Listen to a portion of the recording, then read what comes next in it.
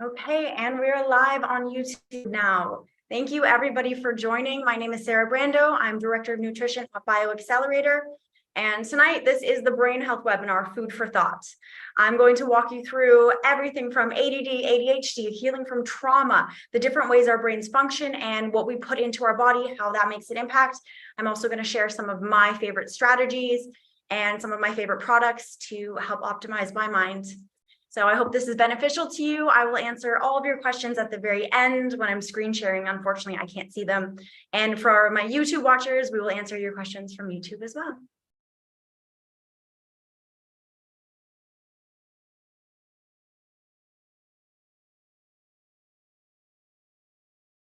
All right, are we good? Is my screen being shared?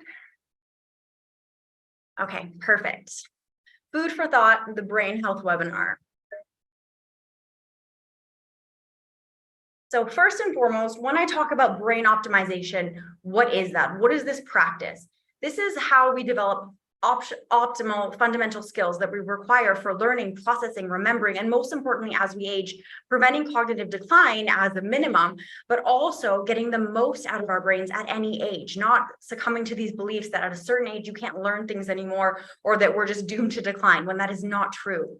Society has made that common because of the way that we eat and the way that we live, but it does not have to be that way. And there's many cultures, the blue zones, there's many regions of Earth where we see people at all ages who are living an optimal life. So what is really important to understand is that what we practice the most is what becomes hardwired into our brain. Everything we see, we do, we think, we experience, all of this is getting programmed into our minds, which are like supercomputers.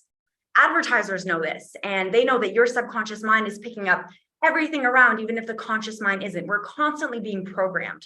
And so we have a responsibility to become the programmers. How do we want to program our own computers? How do we want to program and optimize our own minds? First, I want to discuss IQ. In the past, it was believed that that was something you were born with.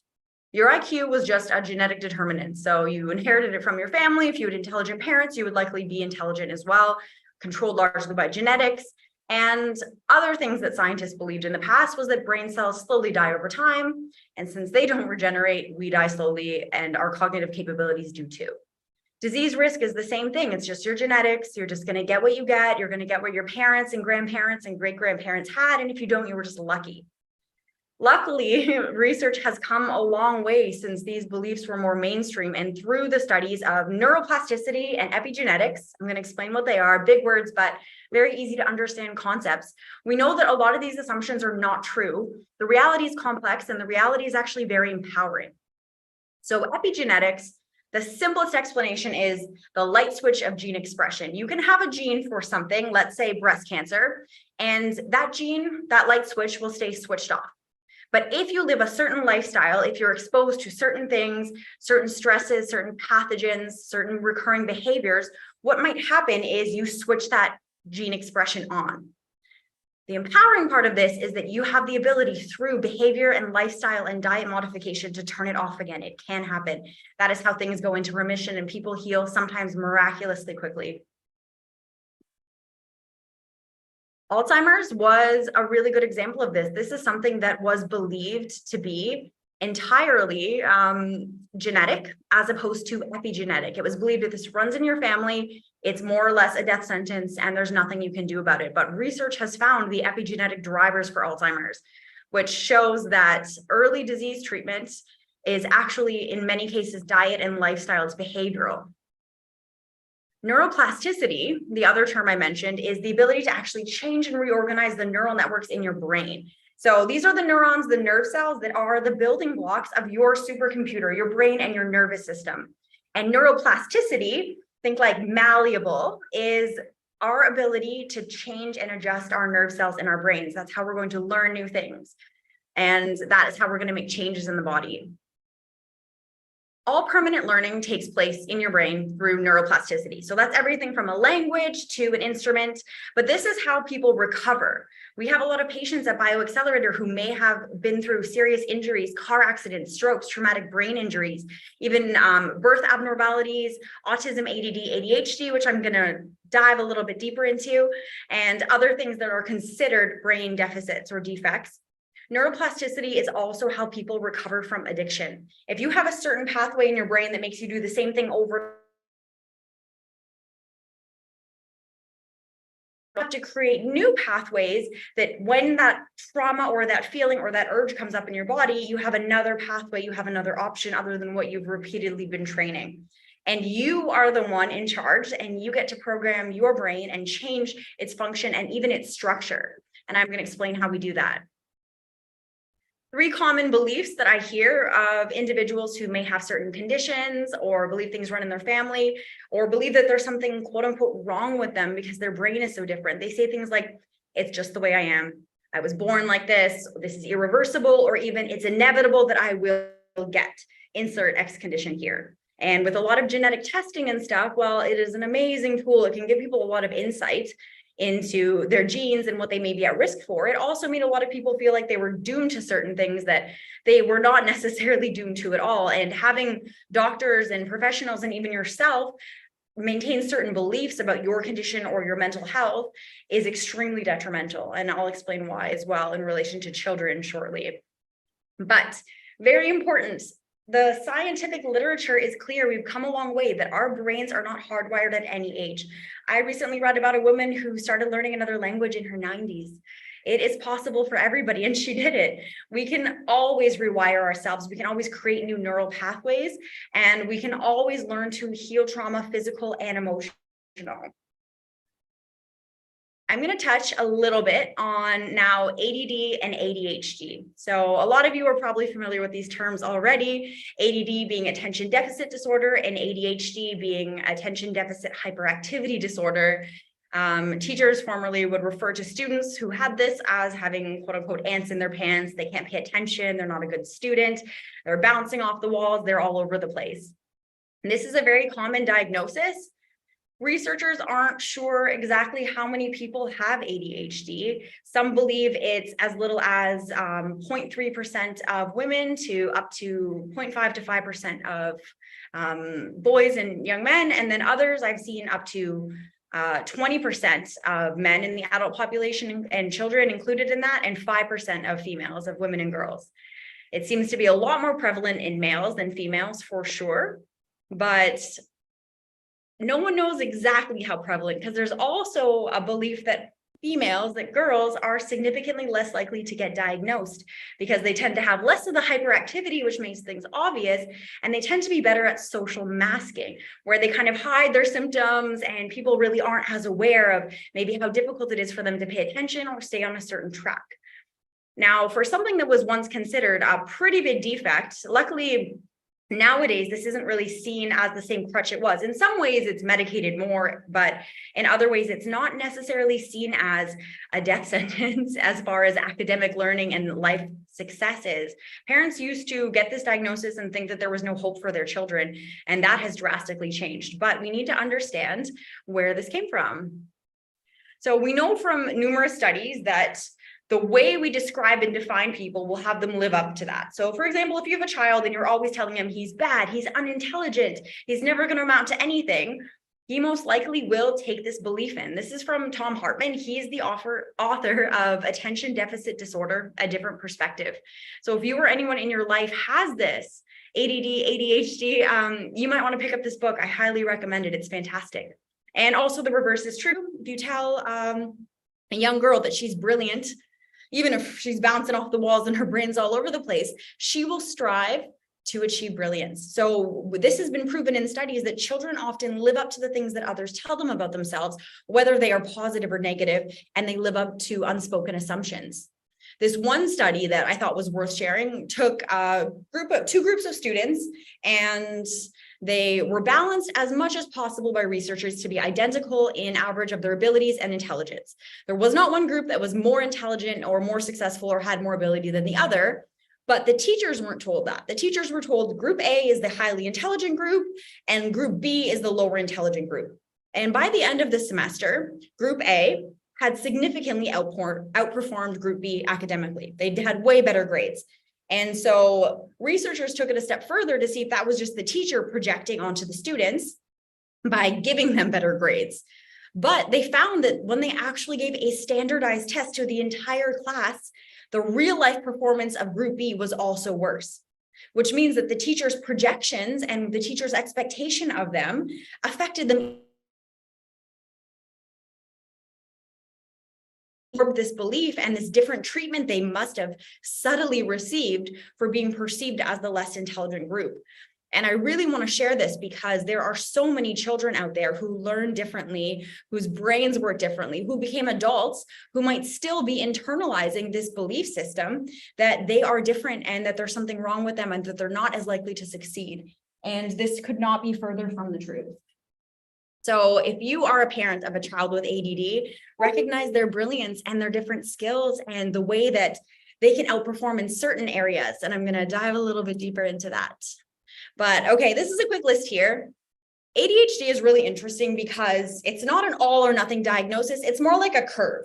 So on one end of the curve, you have children who are extremely ADD, ADHD, according to this list. And on the other end of the curve, you have children who have none of these. And most people would fall, let's say about 60% of the population or more in the middle of those two things. And so if you look at the list here on the right, out of these 20 things, if you have 12 of them, you're going to be diagnosed. One that I found really interesting is a sense of underachievement, of not meeting one's goals, regardless of how much that person's actually accomplished. So a lot of adults might be able to relate to that. A lot of entrepreneurs actually have ADHD, and this carries into their adult life where they actually never seem to be satisfied by what they have achieved. And they always feel a sense of disorganization and chaos, even if actually things in their life are moving quite smoothly. But some good things. People with these conditions are often creative, intuitive, and highly intelligent. Adults with ADD often have unusually creative minds. So if that's you, you can use this mental creativity. And you can also maybe read through this list and see where some of these things are your tendencies and where they can be improved on. If you know that you're easily distracted, have systems in place where you put your phone away when you're working so you can't scroll Instagram. You have someone take your phone away even. You hire people or you ask for help if you know that you're not good with numbers or organization. You can turn some of these things that society views as a detriment, especially in children, into a superpower. A lot of these are great aspects of entrepreneurship: to be creative, to be intuitive, to be highly intelligent, and to take risks. A lot of individuals in society do not take risks, and we don't want everyone being crazy risk takers. But if you're somebody who feels called to take risks and to follow your passion, follow your joy, maybe be a little bit impulsive, not too much, find out what you're good at. Use that inability to maybe hyper focus on things that don't interest you. Start learning at any point in your life, ideally from a young age, what it is that does really interest you, and know that maybe other things, they might not be your strengths. You might not get straight A's across the board. You might have a bunch of A's and some D's if you're a student, but focus on the things that light you up.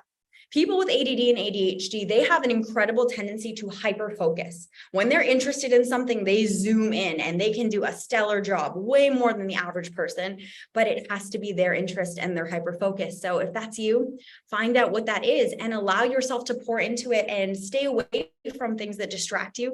It's going to require some neuroplasticity, some changing of behaviors. You might need to avoid certain tendencies that might distract you, that might take away from your ability to succeed. And you might need to modify your diet, which I will talk about, to manage things like mood swings, restlessness, and tendencies towards addictive behavior as well. But you can channel that.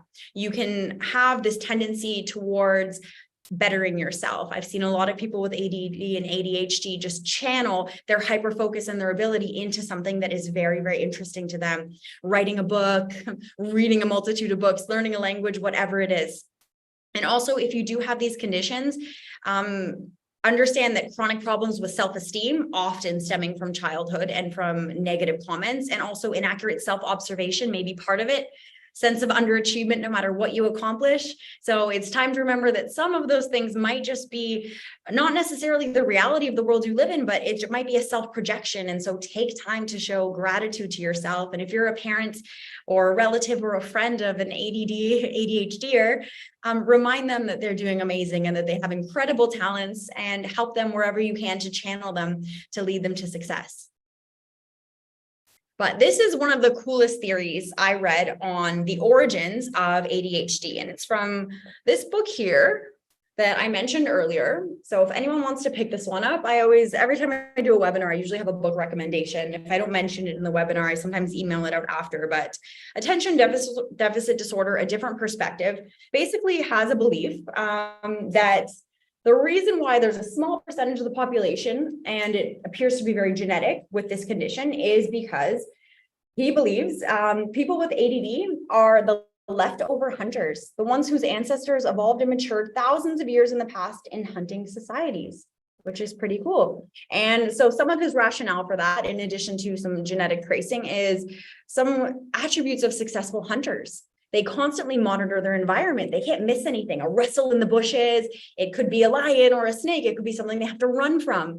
Or it could also be their predator, their prey that they are chasing as a predator. And if you're not alert and you're not attentive to everything going on in your surroundings, it might get away. Also, the ability to totally throw themselves into the hunt. When you're hunting, it was said that time for these hunters felt like it goes by so quick in a flash when they're on the hunt, when they're hyper focused, and the rest of the time very slow. And inability to accurately grasp time is another symptom that is very common in ADD, ADHDers that would have made a very good hunter. So that elasticity of time. Another one is flexibility. So being capable of changing strategy on a moment's notice. Maybe you're hunting and chasing one thing and all of a sudden it's gone and something else goes by. You have to be able to switch if you're supposed to be bringing food home. And that isn't necessarily a good attribute sitting in a modern day classroom, but that could be a very good attribute if we were living very different lives. So understanding that the modern world maybe isn't made for these hunters, but their brains are still that way. And other things too that are attributes of hunters. They think very visually and they love the hunt, but they're very bored by mundane tasks, by the day-to-day, whereas farmers would be the opposite. Farmers would have foresight. They would be able to look far into the future, to plan far into the future. And farming societies actually built up way quicker than and way larger than hunter societies, because they actually were able to put down roots. They were able to yield massive amounts of crops. And then from that came all different aspects of society. When you have people who are in place, it led to bigger armies. It led to even better forms of agriculture and food. And then it led to all kinds of different professions that evolved from being in a stable society. But other cool things that hunters do that are useful in the real world, but maybe not in the classroom, is they will face danger that perhaps quote unquote normal individuals or more farmer types might avoid. And they also tend to be harder on themselves and those around them because their lives depended on split-second decisions. So the idea that people with ADD, ADHD evolved from these hunting tribes, which of course there'd be many, many less genetic remnants of them in the modern world, just because the farming tribes initially in farming settlements or in Asia and then Europe and then Africa expanded so much and created stability and the advancement of society. It kind of seems like these recessive genes, according to this author, which is a very interesting theory, are still prevalent and present today. And that explains the genetic component. So something very interesting and something very empowering for people who might just be a hunter in a farmer's world. And that's okay too. But you're still in this farmer's world. And so I'm going to teach you how to optimize your mind so that you function even better. One thing that's really important for everybody, but also important for ADHDers, there is a theory that they may struggle more with blood sugar metabolism. So you need to watch out for a lot of the foods in this photo, a lot of fried foods, packaged foods, high sugary foods.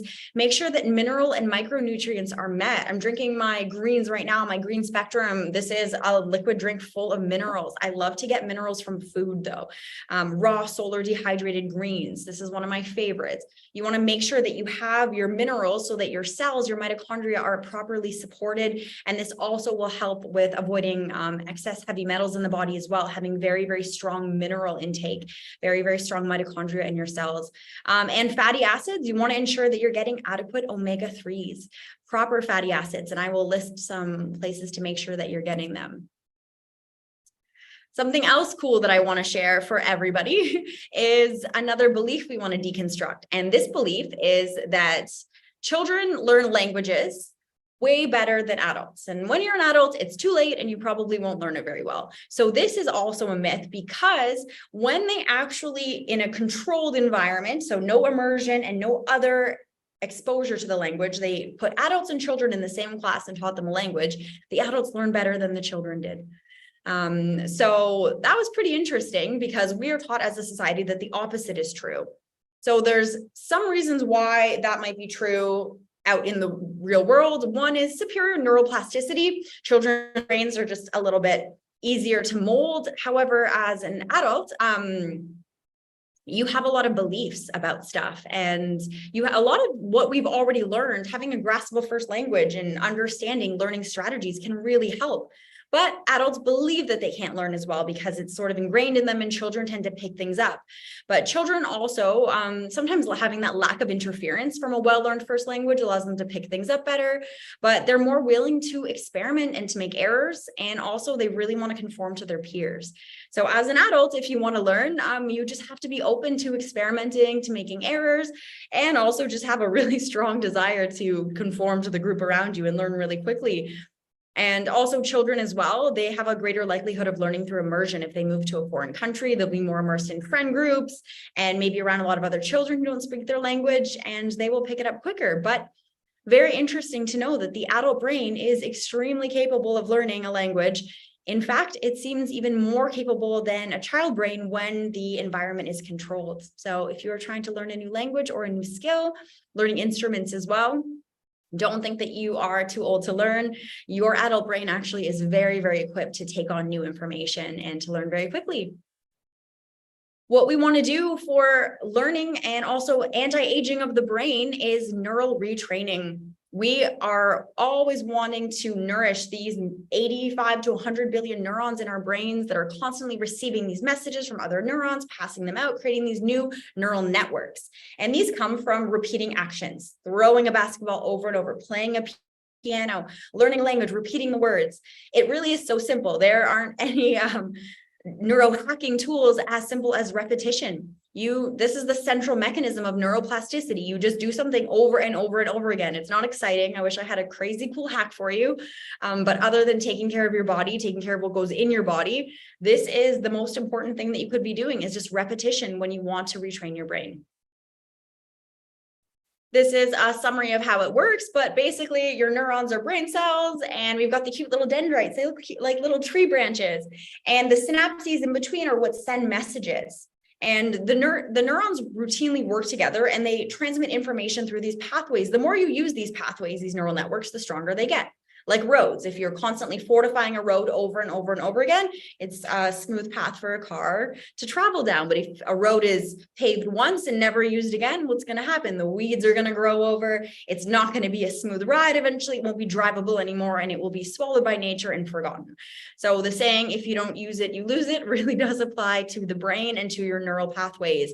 So people complain as well if they learned a language when they were young and they never practiced it, it was gone. Well, that road is still there. It's faint, it's been grown over, but you can dig it out and you can start working again, and you can build back these neural pathways, and you can learn that way. But we really do need to just do things over and over and over again.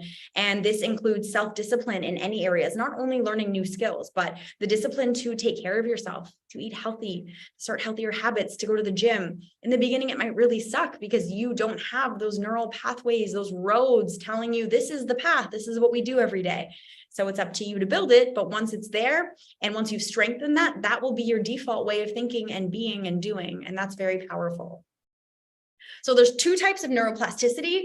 One is functional plasticity, which is very cool for anyone watching this who has been in an accident, had a stroke, had a brain injury.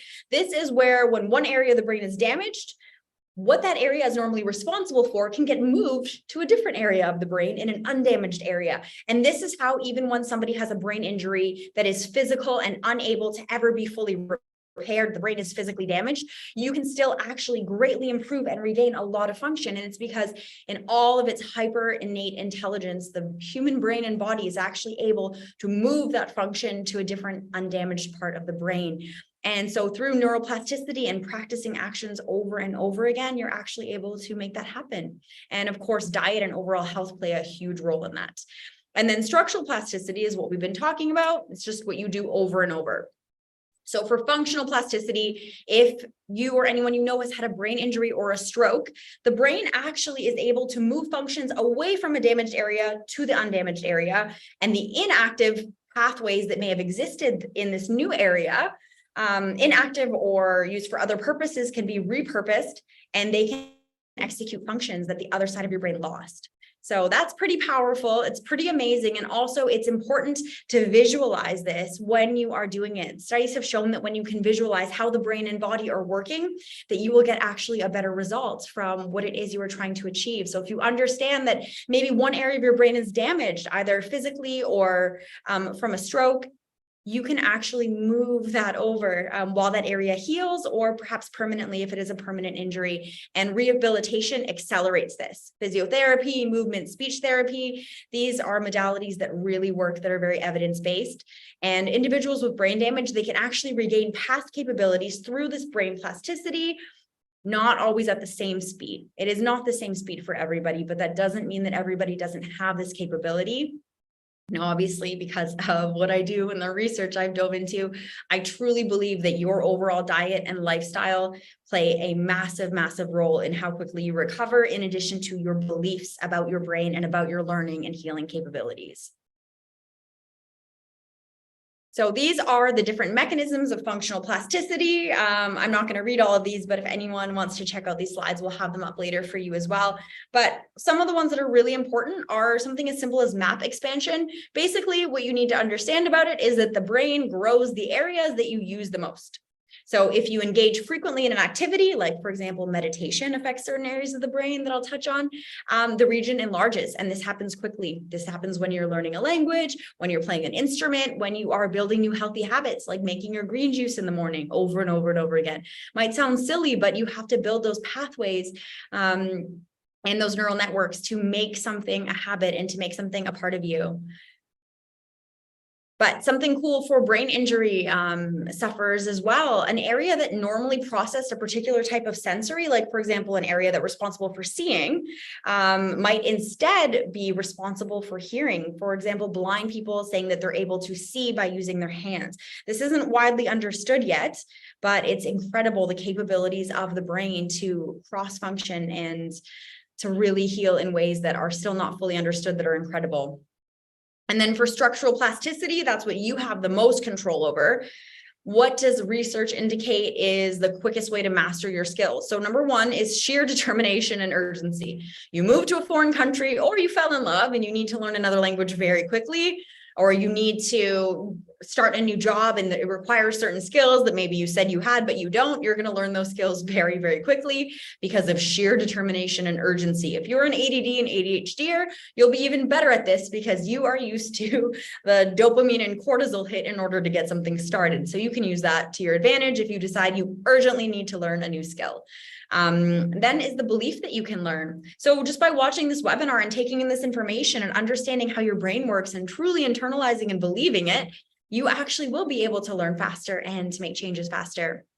And then the next one, of course, is your overall health. This is evidence-based as well. You do need to be in a healthier body with adequate omegas, antioxidants, and just overall good cellular health, good fitness, and you will be able to make these neuroplastic changes in your brain even quicker. Basically, what you're doing is creating, I showed you this diagram already, the synapses. It's the strength of the synapses, the strength of these messengers. As we age, as your messengers may become weaker, this is what leads to brain aging and various mental disorders, as well as cognitive decline. So what we want to do is support our brain's network of these interconnected neurons. That means we're going to have a better memory, we're going to have faster learning, and we are going to use the strategies mentioned in this webinar to strengthen and maintain the connections. These diets and these changes that we're going to make by doing the same thing over and over and over again. For example, deliberate mind training. Practicing, knowing that you can shape your brains. This is self-directed neuroplasticity, and working consciously to harness the process. When you harness it, you're actually transforming your brain for the better, and you're knowing what you're doing and you're visualizing it along the way, which is way more powerful than researchers formerly believed. Human beings are the only creatures capable of self-directed neuroplasticity. Animals are not capable of this. We are aware that we are able to change our brains and to input new skills and to completely change our way of being. So it's up to us to do that and to reshape our brains. The single most important factor, however, in maintaining neuroplasticity, number one, isn't food, it's actually exercise. When we exercise, we release floods of neurotransmitters and hormones that promote the growth of these new synapses, like the photo I just showed you. When you visualize it, it makes it easier to understand and retain information, which is a great strategy for ADDers and ADHDers as well. So visualize the growth of these new synapses and how exercise is helping you with every aspect of this. And visualization as a tool is very powerful as well for memory. They found in studies that people with ADD and ADHD compared to the average person, if they're given a list of things to do, for example, I need you to go to the store and I need you to buy some almond milk, some mangoes, some bread, and then stop for gas on the way home. Quote unquote, normal neurotypical brain individual will go through the list of things, they'll visualize it, they'll visualize every item they need to buy, and they'll visualize them going to the gas station on the way home, and it's in there. The ADD or ADHDer, they're actually more likely to try to repeat the list over and over and over again until they get distracted and it's gone and they completely forget. So if you know that's you, practice the visualization of things you have to do, just like you practice the visualization of the changes you want to make in your brain, and that will help cement learning. But you can also just start writing lists and just accept yourself for how you are, and that works too. But exercise helps with all of that. It helps with neuroplasticity, it helps with the brain, and of course it helps with physical fitness. Thinking happy thoughts also is important for neuroplasticity. So positive thinking has been proven to produce positive epigenetic changes in the brain. So yes, this is science. It is important to affirm positive things, to think positive, and this will take neural retraining. If you're a person who is a little bit more leaning towards negativity in your thought patterns, it might not be so easy to always see the glass half full, so to speak, and to look on the bright side of things. You might have to actually almost make it comical in the beginning when you look at something and you're like, oh, but not this again. And then laugh about it like, oh yeah, well, of course that would happen again. But I accept the challenge and I'm going to roll with it, and I'm developing better as a person through my chaotic life. However you want to rephrase things to yourself, try to have a positive, humorous spin on life, because that has been shown to actually be neuroprotective and to create positive changes in the brain. Then meditation, this is a really cool one. The brains of meditators actually look different than non-meditators. So their prefrontal cortex, which is the part of the brain for rational decision-making, for higher thinking, the part of the brain that builds societies, is actually enlarged. It's bigger in meditators, and their amygdala, the tiny almond shaped, more known as the fear center of the brain, is actually smaller. And their hippocampus, their ability to learn and remember things, is also thicker than the average person. And then overall gray matter was increased. So even 5 minutes a day has been shown to create neuroplastic changes. So I love to recommend meditating, because not only does it have great anti-anxiety benefits, which are also very, very, very important for overall calming, healing, and learning. It's hard to learn when you're in an anxious state. But yeah, positive changes in actual brain matter and the way that your brain is shaped. So pretty cool. If you want to enlarge your prefrontal cortex, start meditating at least 5 minutes a day. The next one is improving your attention span. A good way to start is to meditate and focus on your breath. And this is a really good technique because it boosts concentration and it also calms your nervous system.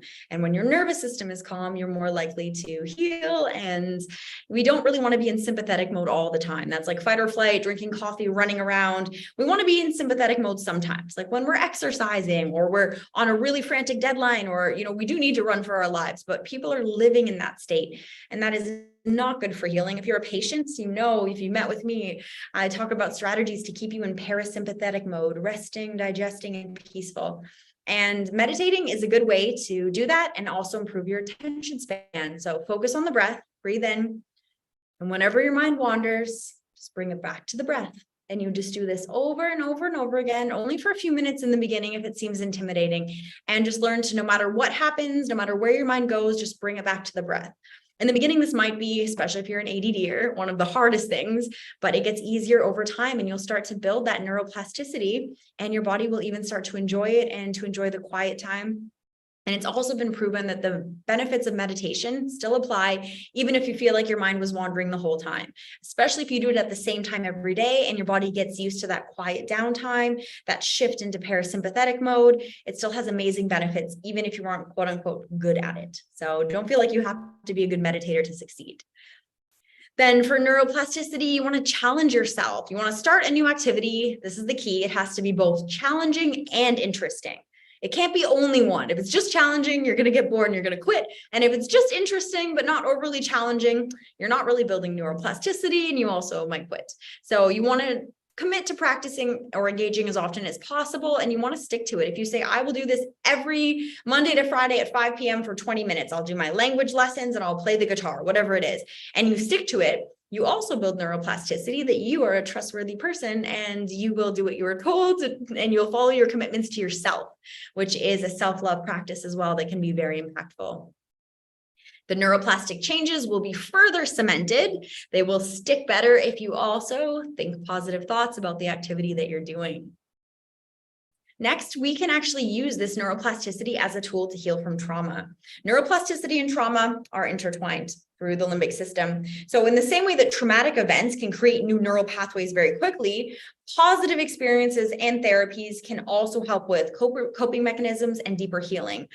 And this is through the limbic system. That's where our fight, flight, or even freeze, which is the less common response, but is a common one too. This is where these responses are generated. When someone goes through trauma, their limbic system actually reacts first, way before the neocortex, before the part of the brain that's actually responsible for reasoning and higher thinking and able to process the situation. So this can happen to somebody who has been through trauma. It also can happen again in the future when something triggers a traumatic memory. If that is something that still brings up a trauma for them, it can also put them into what's called hypervigilance. And this is when the brain, the neocortex, doesn't have the opportunity to evaluate if there's actual danger present. And the limbic system, sympathetic nervous system, starts to fire off a trauma response as if something very dangerous is happening, even if it's not. So if you've been around someone or you are someone who's experienced trauma and you do experience hypervigilance, there's nothing wrong with you. This is a normal function of the brain. It is designed to keep you safe. If your brain interprets that you're in another situation similar to the one that put you in danger. So very important to understand there's nothing wrong with you, especially if you feel like you just black out and you can't use higher reasoning when you feel like you're in danger. So this is normal, but you are able to heal this and change it with time. That fight or flight or freeze response was created as a result of neuroplasticity. You created this new neural pathway. You can create another one in the other direction. And when you exercise that one more and more and more and more, it will help you with this trauma response. I also want to share that while emotional trauma does show negative effects in the brain, studies have also shown that having an ideal amount of trauma, obviously there's no perfect metric here, but compared to individuals who experienced no trauma in their life, people who did have some traumatic experiences actually were more resilient as adults. They were able to fare better when they were faced with stress in the future compared to people who had no trauma or chronic trauma. Unfortunately, people who experience chronic trauma don't fare well either. So you want, it appears, according to science, some trauma in your life, not too much. If you are someone who falls into the chronic trauma category, there's a lot you can do to build the new neural pathways so you don't have that hypervigilant response. Some of the popular treatment modalities that I urge you to look into a little bit further. One is EMDR. This is very cool and can be done through a licensed practitioner, but it is an eye movement desensitization where you kind of relive the event and they have you move your eyes and stimulate certain areas of the brain through this eye movement while you relive it, and you start to create new neural pathways and try to alleviate the trauma response that goes on. And then trauma-focused cognitive behavioral therapy is fantastic as well. Cognitive behavioral therapists who are trained in this will help guide you through ways to reshape your thinking and belief around what happened and actually to change the way your body responds when that memory or a similar trigger comes up. And then mindfulness-based interventions as well. These are the newer areas of research to heal from trauma that are evidence-based. Psychedelic therapies, Please no one take this as me telling you to go out and do a bunch of psychedelics if you have no experience with that, if they're illegal where you are. I'm not suggesting that, but it is an area of research that is very interesting. And there's a lot of universities that are doing clinical trials with psychedelics, and they are finding really amazing, impactful results, especially with veterans, people with PTSD.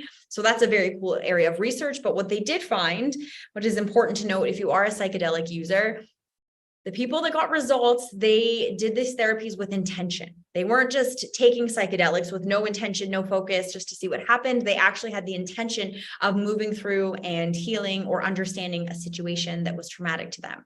And another one that I do recommend for everybody is holotropic breathwork. You can find free breathwork videos on YouTube. If you're a patient, I probably sent you my favorite 10-minute breathwork, which isn't quite as impactful as a very long holotropic session, but it's a good way to connect your body to your breathing. And it's evidence-based, showing that it improves your immune system and can help with healthy stress management. Anyone can email me, by the way, sarah@bioaccelerator.com, and I'll share the breathwork. Other ways to boost your brain, these are evidence-based as well: fasting, traveling, mnemonic devices, which are, let's say you're trying to remember 4 people's names. And yeah, you need to remember 4 names. So let's say Sarah, Tammy, Anna, and Rory. So you would go, okay, STAR, Sarah, Tammy, Anna, Rory, STAR. And you would use that to actually remember those names or whatever it is you're trying to learn. That's called a mnemonic device. And those are super useful for boosting your brain power and also for remembering stuff. Learning to juggle is really good for the brain. Playing an instrument. Non-dominant hand exercises. Start doing things with your non-dominant hand, brushing your teeth, cleaning up, even writing, or even writing with both hands at once actually is good for the brain too, if you're making shapes and stuff. And reading fiction. Sadly, reading nonfiction, while it can be very useful because you can learn a lot more from it, it doesn't light up the same areas of the brain and doesn't necessarily create the new neural pathways that come with visualization like fiction does. So reading fiction doesn't mean you can't read nonfiction. It's still good, but really to get that brain boost, have some fiction in there too. Pick up a fantasy novel or something where you're really visualizing things that are not in your day-to-day. That's really good for the brain. And then brain activities like crossword puzzles and Sudoku. Expanding your vocabulary, learning new words, which can also be in a different language. Creating art. It's really good for you and that's good for your nervous system too, just to sit down and paint. Some dancing, yoga, sleeping, meditation, and some learning strategies for people, ADDers or not, who want to learn better. It is pretty clear in the literature that short bouts of intense learning are best. So you want to slowly increase your focus. Maybe your focus is 5 minutes, and that's fine. Focus for 5 minutes, take a break. And then you incrementally increase it. Then you focus for 10 minutes and take a break. And you just do this a little bit more. And it also encourages neuroplasticity, where you get better at extending your focus. And you also believe that you can focus for longer. But more or less, the best strategy for everybody is learn as long as you can until your focus is waning, and then follow your learning with intense relaxation. So after this webinar, take a 20-minute nap or go to bed or relax, and that will help cement everything that you learned. And deep sleep afterwards really makes it stick. Other brain tips from top neuroscientists: link memories together so you remember them, avoid blue light at night, learn something new, form association, link something like when you're trying to learn someone's name, think of something that will help you to remember their name based on whatever it is, either a mnemonic device or if it reminds you of someone or something. Activities or sports with precision for movements and motions, staying optimistic while still having low to manageable expectations. Monitor your emotional states. Find environments that are conducive to success. That's a really important one. Make a schedule and stick to it. Also an important one. Build that self-trust and that neuroplasticity. Do important tasks when your brain function is at its peak. So for some people, that's the morning. For some people, that's the afternoon. And also learn to detach from work. That's very important for entrepreneurs. For your brain, you want to avoid the most inflammatory foods, the fried foods, the packaged foods, the processed foods, especially processed meats. Those are some of the worst foods for your microbiome and for your brain. Refined sugars, things like chips, a lot of junk foods, fast food, a lot of these hydrogenated oils that might even be in a healthy restaurant meal. Always check what they're cooking your food in. And you want to consume more anti-inflammatory foods, more greens, more berries, more fresh fruit, more superfoods. You want to support your brain health health with omega-3s. This is very important because our brains are 60% fat. Researchers have found that a lot of people with different mental health and brain conditions are low in omega-3s. And unfortunately, I do see a lot of people on plant-based diets who aren't monitoring this stuff being low on omega-3s. It can be very easy to get. Here's a list of omega-3 sources. I love things like chlorella and spirulina. If you don't know what those are, they are blue-green algae that are high in protein and they're really high in fats. They also have iron, some calcium, B12. So those are some great superfoods. Flax seeds, hemp seeds, chia pudding, those are great breakfast. Chia puddings or putting chia seeds in overnight oats. Those are some recipes I've shared prior. Walnuts, Brussels sprouts, spinach, avocado, edamame, cashews, cauliflower, kidney beans, mangoes, and blueberries.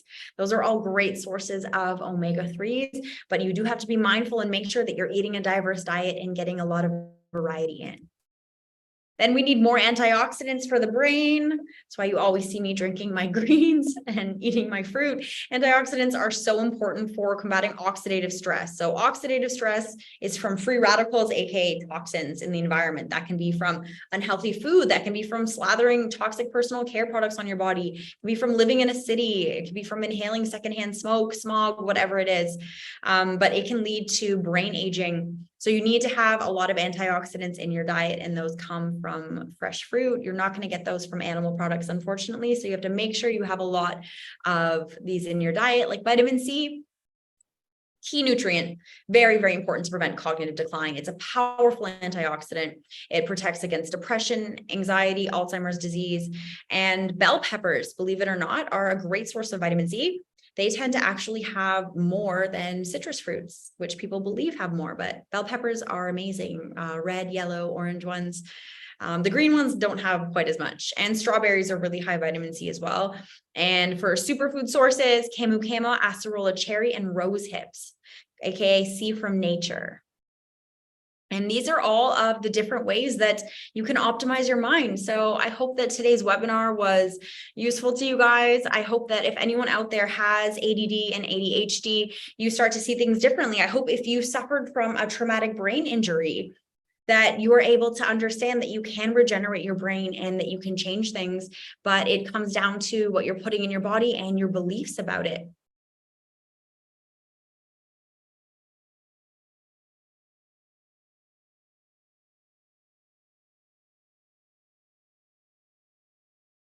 Suffered from a traumatic brain injury.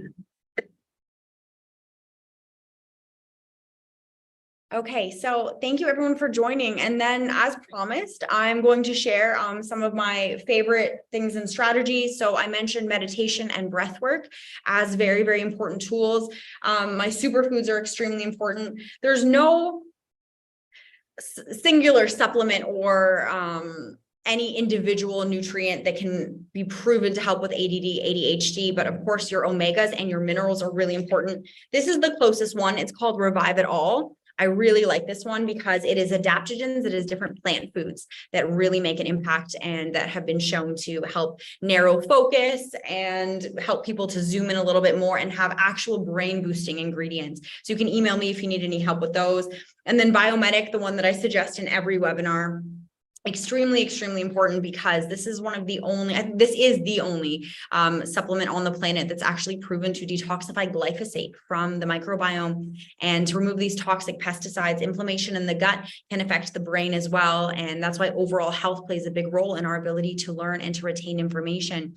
So you want to get your greens in, you want to heal your microbiome, you want to stay away from a lot of these toxic pesticides, and you want to remove them from your body as much as you possibly can.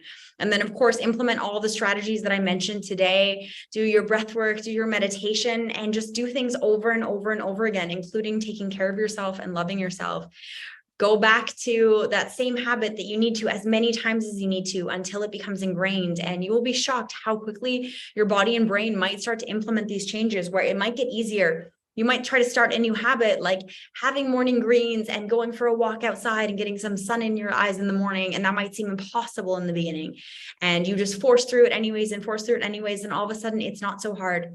If you're trying to quit coffee, which I hope if you're a patient you are, in the beginning, it might be part of your morning routine where you are just reaching for that coffee and you are dying for it because that's what you've trained yourself is how you wake up in the morning and how you feel good. And slowly swapping that out, maybe cutting down to half a cup, then a quarter a cup, and then completely changing that for like nourishing greens, things that make you feel really good. That eventually might completely replace that habit that you thought you would never be able to give up and that you would never be able to quit. But you have to build these new neural pathways and build that trust with your brain and your body that you can do it and that you can create change. And that is something that I love to work with people on and to help them because I've done it in my own life. I had to completely change my life a long time ago when I changed my diet and I got into health and lifestyle and nutrition. And in the beginning, I was not going to yoga in the morning. I wasn't even making it to class in the morning in university a lot of the time. And when I started to really pour into my diet and my lifestyle and build these neuroplastic habits, all of a sudden, things that were my detriment, like a little bit of an ADD, ADHD brain became my superpower. And now currently I run multiple businesses and I love to help individuals on their health journey, all the bioaccelerator patients, to optimize themselves as much as they possibly can and to get the most out of their lives and their brains and to reach a level of success that they always dreamed about. And everybody has this capability at every age. The science is pretty clear. We just have to believe it. So, okay, I'm going to answer any questions now that are here.